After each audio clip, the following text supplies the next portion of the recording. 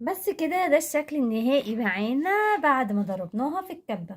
هبدأ ان انا اضيف عليها معلقتين زيت، اي نوع زيت عندك. ادي معلقة، ادي اتنين، وهديها تقليبة. وهبدأ ان انا اكون مجهزة معايا صينية بالشكل ده. صينية حطيت فيها طبقة من البلاستيك، اي كيس بلاستيك عندك. هتقصي الطرف اللي من تحت اهو. هوريكم برضو معايا الطرف اللي تحت ده، اللي هو تحسي فيه ان هو مكبوس بالحرارة. تمام. هبدأ ان انا اقصه كده.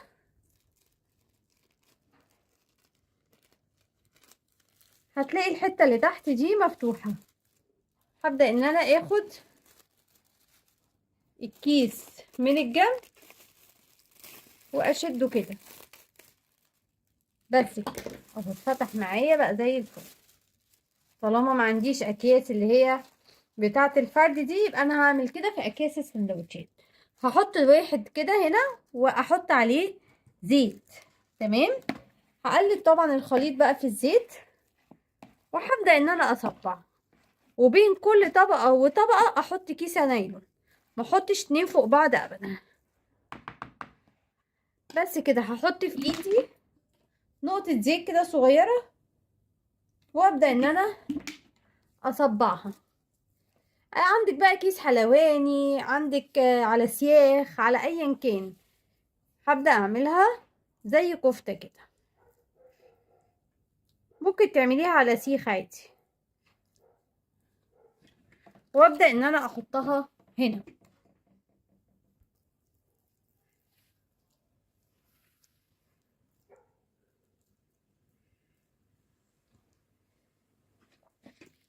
هكمل بقية الكمية بنفس الشكل وهرجع لكم تاني. بس كده ده الشكل النهائي معانا. يعني من ربع كيلو عملنا 21 قطعة. 21 قطعة تعتبر كده كفتة فراخ. ممكن تعملوها ناجتس، اعملوها زي ما تحبوا، الشكل اللي انتوا عايزينه. ممكن في كيس حلواني برضو تطلعوا صوابع ارفع لو عايزين، زي ما تحبوا. فالمهم انا كده طلعت معايا 21 قطعة. ممكن تضاعفوا الكمية يطلع كلكم مثلا في حدود 42 45 كده، حسب بقى الكمية اللي انتوا عايزاها. بس كده انا هاخدها احطها في الفريزر لغاية ما تجمد، وهوريكم الطبقة الخارجية اللي هعملها.